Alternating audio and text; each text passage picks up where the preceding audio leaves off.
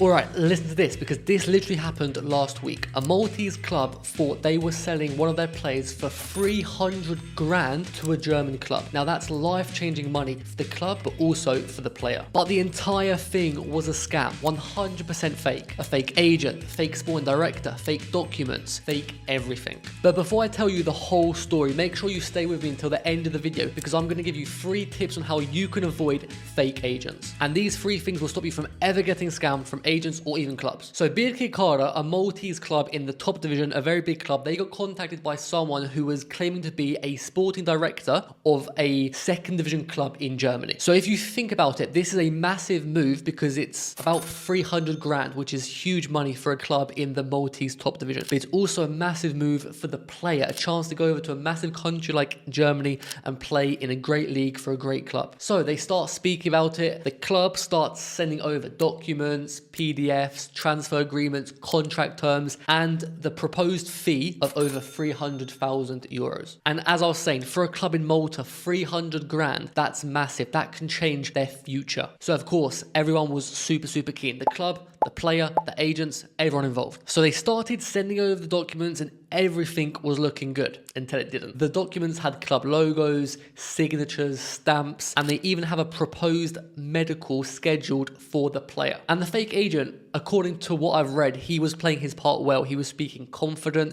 He was acting in a professional way. But one red flag that happened quite early on is when they had a group call, he didn't turn his camera on. Now that's something that's so simple, but can tell you so much. And then on top of that, more red flags started to appear. The agent asked for an upfront clearance payment, some type of transfer tax that needed to be paid before the paperwork could be finalized. Now, if you work in football as a player, as a sporting director, as an agent, a scout, you know that this transfer tax doesn't exist. That's not how transfers work at all. And as I said early on, they had a group call. So it was a 3-way group call, the Maltese club president, the supposed agent, and the supposed sporting director. And the fake sporting director just didn't want to turn his camera on. He wouldn't show his face, which, as I said, it's a red flag. If you're talking to a girl off Instagram and you're talking on Snapchat and she won't turn on her camera, you know something's off. And according to some reports, when the club were pushing for the individual to turn on his camera in the call, he just hung up. So the club from Malta, they did a final check just to be 100% sure, and they actually got in contact with the club from Germany. And the German club got back. They had never heard of the agent, never contacted the club from Malta, never negotiated a transfer, and never even scouted that player in the first place. Everything the scammers sent, the documents, the offer, the names, everything was fake. And the crazy thing is, if the club from Malta didn't do these checks, they could have lost that upfront fee, that transfer tax, which for a club like Birkirkara in Malta, that's a lot. That's a lot of money. That's a lot of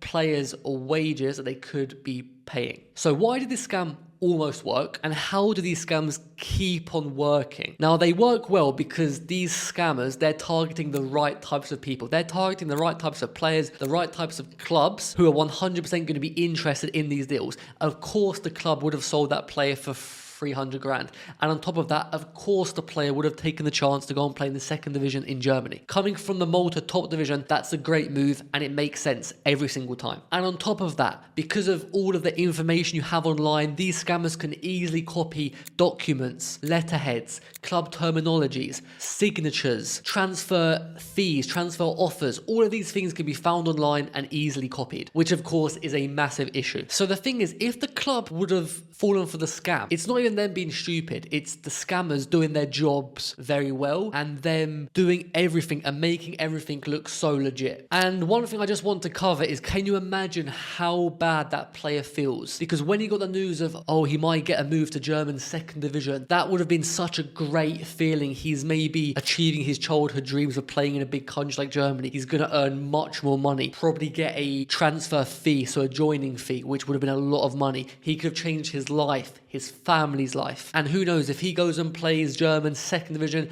and he plays well, he smashes it. From there, he can go to so many top divisions all around the world. So a move like this really could change a player's career. And I just can't imagine how that player felt after finding out it was a scam. And on top of that, the club, they could have done amazing things with that 300,000 euros. They could have invested into their own club, youth club, the kids, They could have bought new players. They could have done so many positive things to improve the whole club. But what does this mean to players like you? So if professional clubs can get scammed really easily, imagine how easy it is to scam an amateur player or a semi-professional player. A player who will do anything to play at the professional level, sign a pro contract, play in another country. There's so many players very, very desperate to do that, and they will want to believe anything, any document, any contract they get sent. And players get scammed way more often. Fake trials, fake club invites, fake agents selling dreams, fake fees, fake promises. Clubs at least have legal teams or lawyers. Most players don't. And this story from Malta proves one thing. You as a player,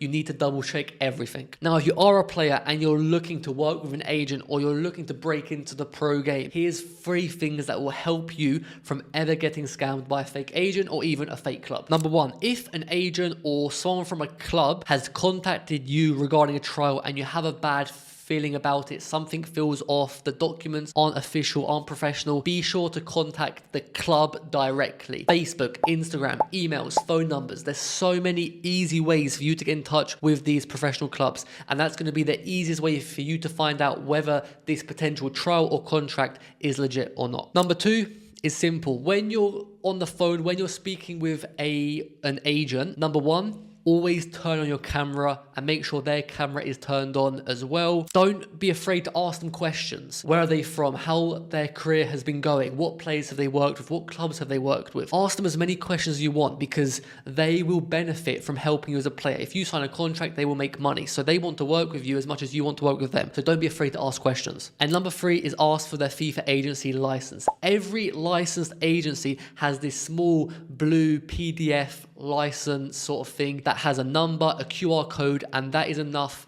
for you to go off and do some research and see if they are a legit licensed FIFA agent. If not, if it's not coming up, be careful. And then number 3, if you are working with that agent solely for agency services, never pay an upfront fee. The way it works when you're working with an agency, just for that sole reason, is that when you sign a contract, he will then potentially get an agency fee and also take a percentage. So if you earn 1,000 euros a month, the agent will take anywhere from 5 to 10%. Normally it's 5%. So again, if you're working with an agent and they're not offering you anything else apart from agency services, never pay them an upfront fee. If you follow these 3 simple rules, you're going to avoid 99% of all football scams. So this case from Malta was crazy. The club almost lost a lot of money and the player thought he was close to achieving his childhood dreams. So if you want more stories, more breakdowns, or more football transfer education stories, make sure you're subscribed to our channel. And if you're a player looking for real support on and off the pitch, training, diet, gym, mindset, mentality, confidence, and you're looking for real trials, you know where to find us. So I hope you enjoyed this video. Smash the like button if you did, and I'll see you guys in the next one. Peace.